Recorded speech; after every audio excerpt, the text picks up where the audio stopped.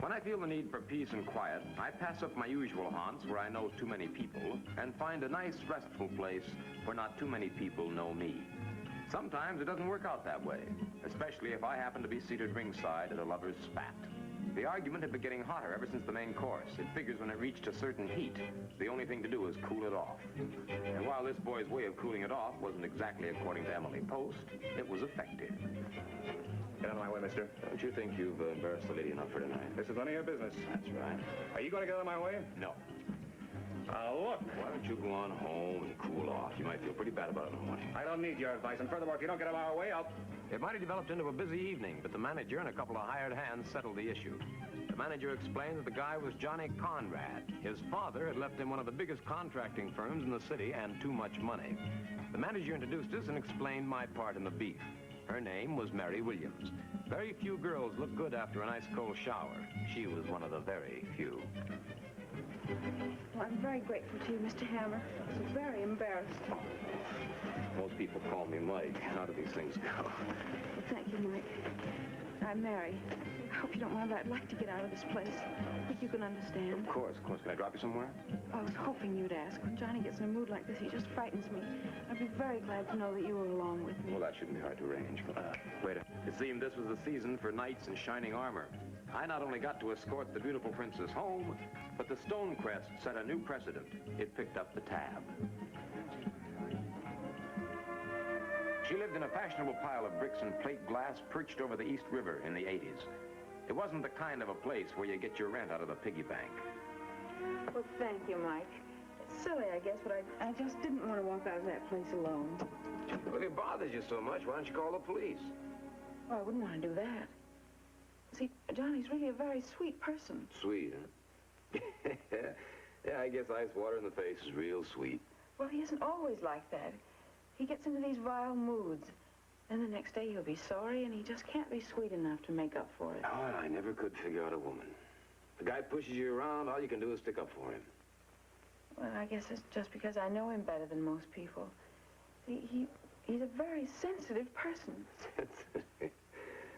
Yeah, well, it's your face, son. If you like it dunked in ice water, that's your problem. Well, I'm very grateful to you, Mike. Thank you. And when you get to know Johnny better, you'll understand. Yeah, well, that isn't likely to be very soon. I'd ask you in, Mike, but it is getting late. Sure. Some other time. Good night. Good night. Johnny! Well, you brought him home with you. I should have known he was after you. Johnny, you should have gone home. Well, you'd like that, wouldn't you? I told you I wouldn't stand for you making a fool out of me. Knock it off. I just brought her home because you left her there. Now, you stay out of this. Johnny, you don't understand. This is Mike Hammer, the detective. I asked him to see me home. Oh, a bodyguard, huh? Okay, Hammer. There's a little tip for you. Oh, Johnny, please. You want him here, Mary? I think he ought to go home. All right, Buster, we're leaving.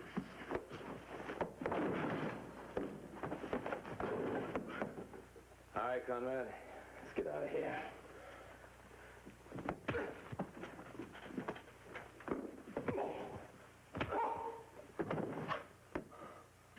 Mike! You'll be all right in the morning, honey. Well, if you can get him home.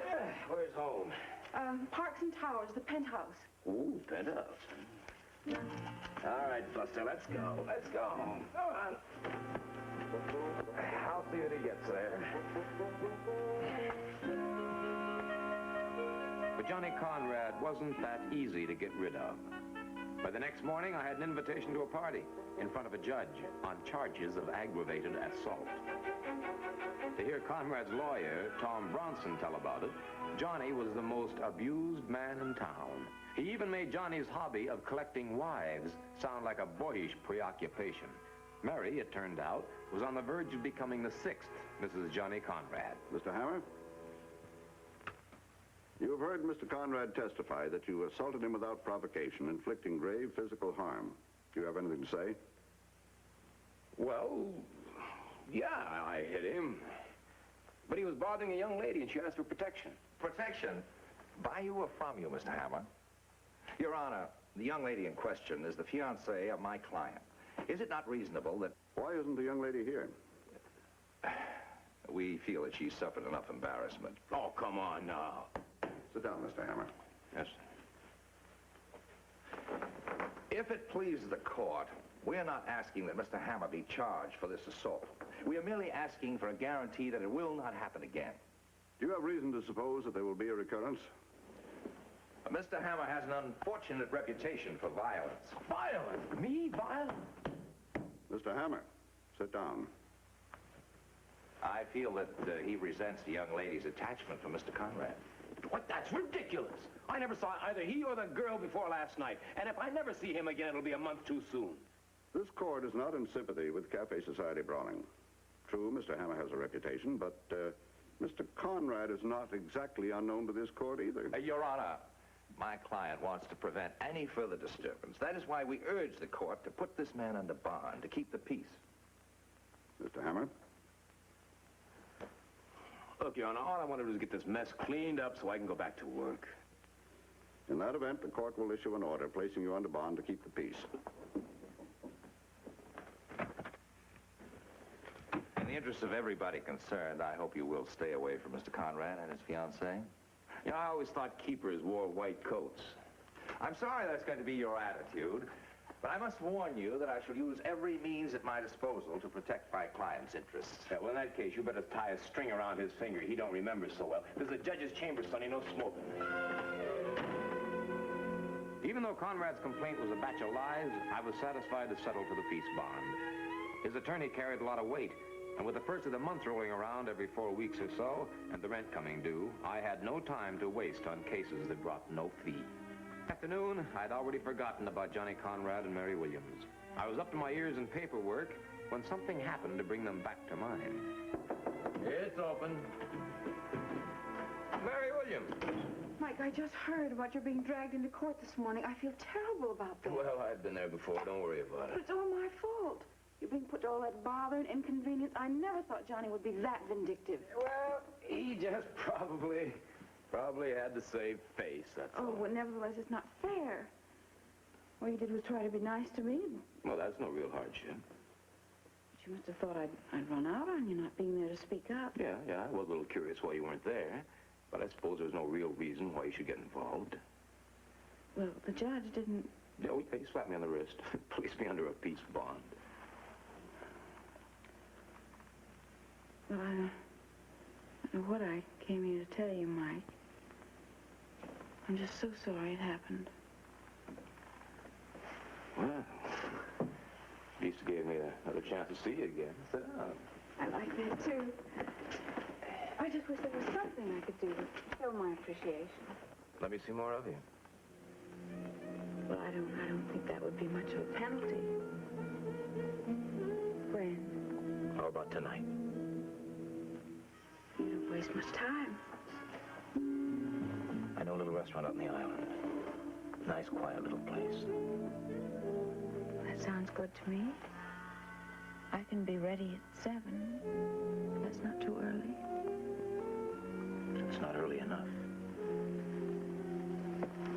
Well, I guess I'd better be going if I'm going to be ready in time. It takes a girl a while to put on her face, you know. The one you're wearing looks pretty good to me. 7? 7.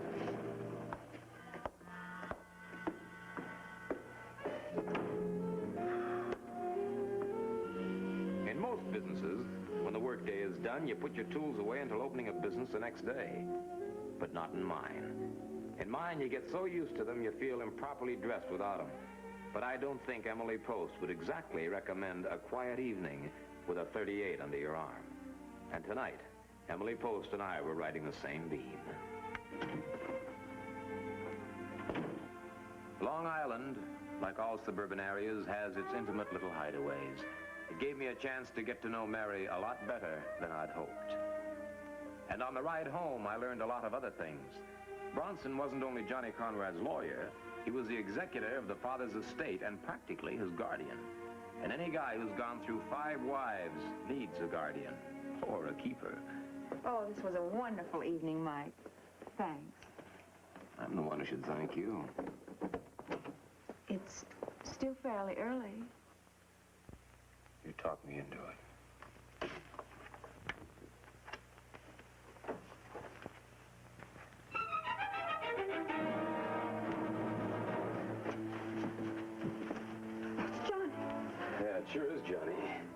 Mike, is he dead? Yeah, there he's been shot. Oh, honey, come on. Now, take it easy. Now, that's not going to help. What should we do? Well, the first thing to do is call homicide. Go on.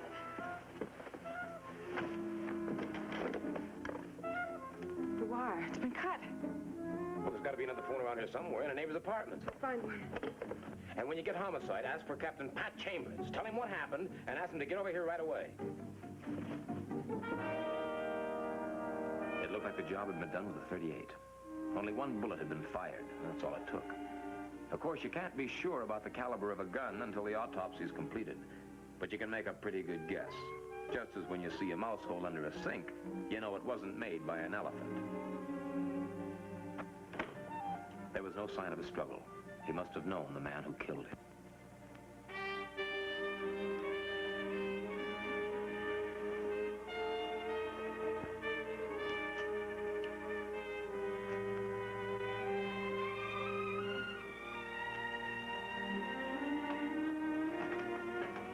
Yeah, it was a murder weapon, all right.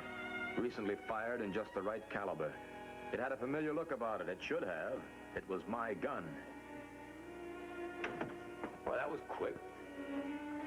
That's the man, officer. That's the man who killed my fiancée.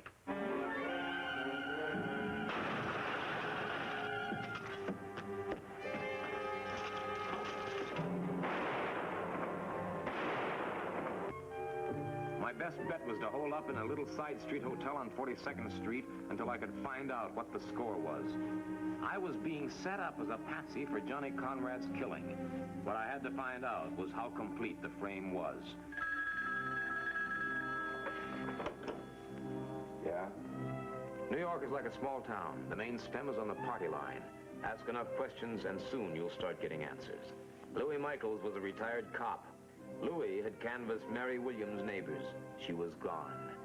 Nobody had seen her go. Nobody knew where she went.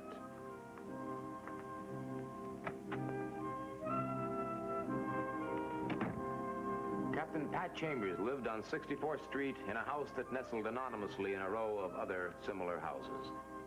I needed help, and while it was a long shot, it was the only hope I had. He was usually off duty before now. I hope he hadn't decided to spend the night in his office so he could lead the manhunt personally. Pat! Pat! Down here, Pat.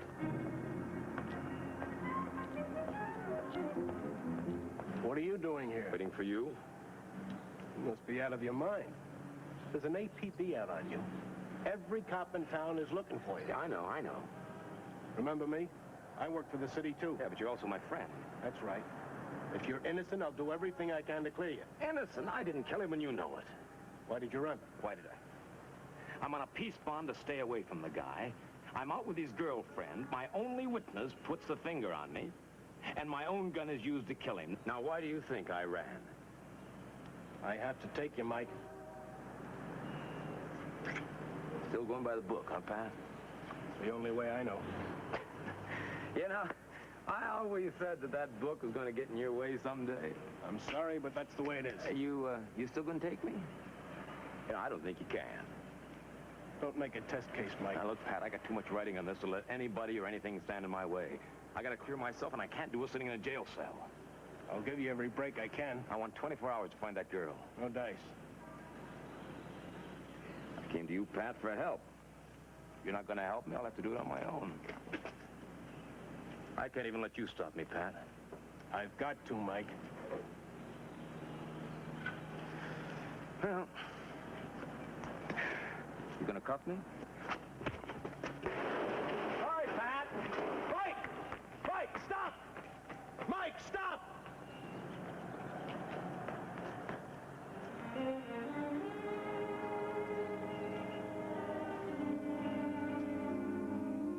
Joe the Book was always a good source. Nobody ever did anything or said anything on the Big Apple that Joe the Book didn't have the lowdown.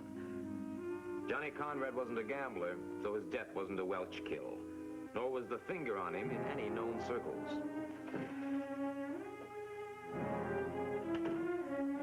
Helen McLean was a very well-equipped sob sister for one of the tabs. For an exclusive, when the case was solved, she gladly did a lot of legwork. Work that I couldn't have done without access to her paper's morgue. Slowly an interesting picture was beginning to develop.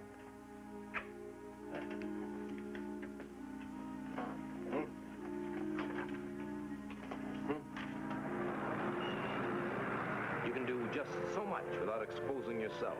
From here on in, I had to take my chances. There's an old saying about the hand of fate writes, and having written moves on, or something like that. Well, maybe it does, but it leaves a record of what it writes, and the best place to find that record is in the files of New York's great newspapers. There was only one thing more I had to do before I moved in on Mary Williams. I had to check with Pat Chambers to see how much backstopping I could expect from him, if any. Captain Chambers, homicide. Hello, Pat. Mike, now look, Don't bother trying to trace this call, Pat. I won't be here long enough. What do you want? I want to talk to you. The only thing I want to hear from you is when you're going to give yourself up. I'll give myself up in 24 hours if I can't produce the killer, all right? Now, you got my word. I've never gone back on my word to you, have I? What's the catch? No catch. I want some help. Mike Hammer needs help? Oh, don't get smart, Pat, huh? It wasn't because you wanted to save 6 cents a slug you didn't squeeze that trigger last night, huh? All right, so I couldn't shoot a friend. Now, what about this help? What do you want? Pat listened carefully and finally bought what I had to sell. I had a lot riding on it. Not only my own neck, but the career of a guy who had proven himself a friend. 24 hours doesn't give you much time for the Sherlock Holmes approach. It called for a blitz, and in a frontal attack, the first objective had to be Tom Bronson, Johnny Conrad's lawyer. I made my entrance. He wasn't home, so I waited.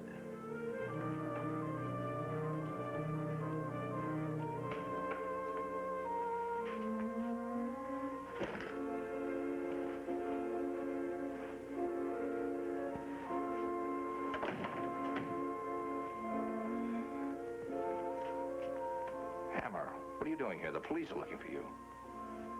I wouldn't try it, Bronson. More killing? First Johnny, then me? Why? I didn't kill Conrad. I'm not here to kill you. Then why are you here? I need your help. That's odd. You should come to me. Why should I help you? Because you were close to Johnny Conrad. Yeah, that's true. Like an older brother. All the more reason I wouldn't lift a finger to help you. You've got to. No. No matter what you do to me. You say he was like a brother, then help me get his killer.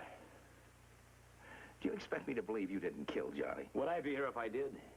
I don't know what you have in mind, Mr. Hammer, but the police have an eyewitness. Mary Williams was lying. Ridiculous. Why should she? That's what I want to ask her when I find her. You know where she is? She disappeared. Didn't you know? Frightened, probably, because she knows you're still at large. You say you want to question her. Isn't it more likely that you want to kill her to silence her? Why should I kill her? That wouldn't get me off the hook. That'd only get me in deeper. I've got to get her to talk. You'll never find her. Then you know who she is. Possibly. Take me to her. Why? So that you can kill us both and silence us? How could I kill you if you got my gun?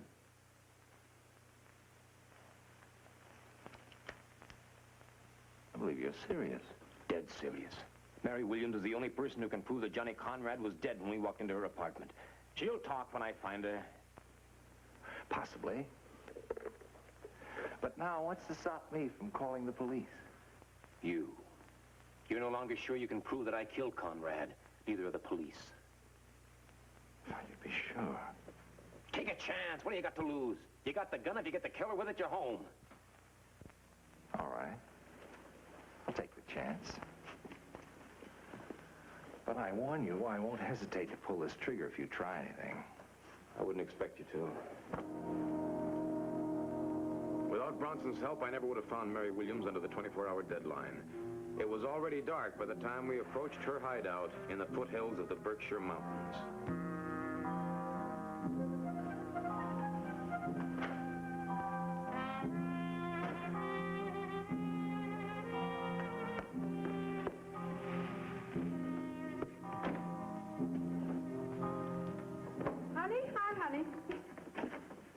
Well, she's talking to you, Bronson. So you do know. Why, you left a trail as wide as the New York State Thruway. When your plan to marry your girlfriend here off to Conrad backfired, Or you had to kill him. What'd you bring him here for? He's dangerous. He's got too many friends. Besides, you left without saying goodbye, Chickie. But you could have turned him over to the police. It's cleaner this way. He might have been able to convince them that you set him up. That I set him up. You killed Johnny and... Why, thank you, Mary. You were right, Hammer. He said all he had to do was find you and you'd talk. No, Tom, I won't talk. I'm afraid, my dear, I'm no longer convinced of that. Frankly, I can't take the risk. Oh. Well, sounds like today's pink slip day, Chickie. What's that supposed to mean? It means you're fired. Pretty smart, Hammer. Too bad the inspiration came too late to help you. You wouldn't dare. I have no choice, Mary. You're the only one who could link me to Johnny's death. I couldn't have that always hanging over my head. You must be... If you kill me, then... I won't. After all, when Hammer came to me, in good faith, I took him to you. I didn't have any idea he was going to kill you. Afterward, I grappled for the gun. It went off. He got the bullet that was meant for me. Self-defense. Well, that story's as full of holes as imported Swiss cheese. Possibly. But then neither one of you will be here to point out the holes. You're not killing me?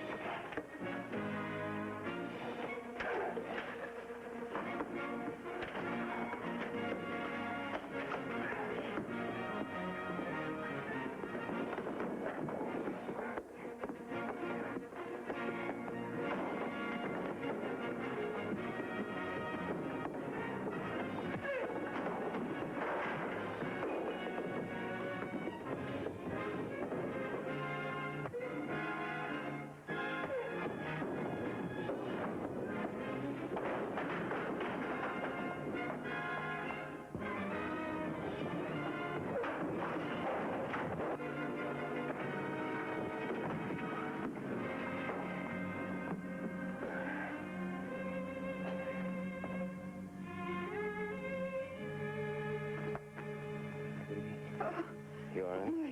Mike. Take it easy, honey. We'll get you to a hospital right away. The police are already on their way.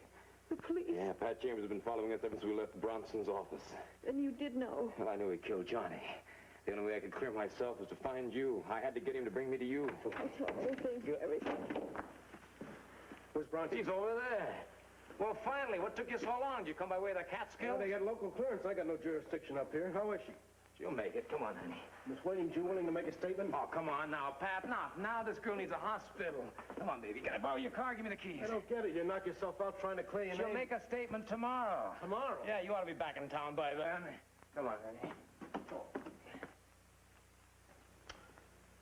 You know, Mike, you must live right.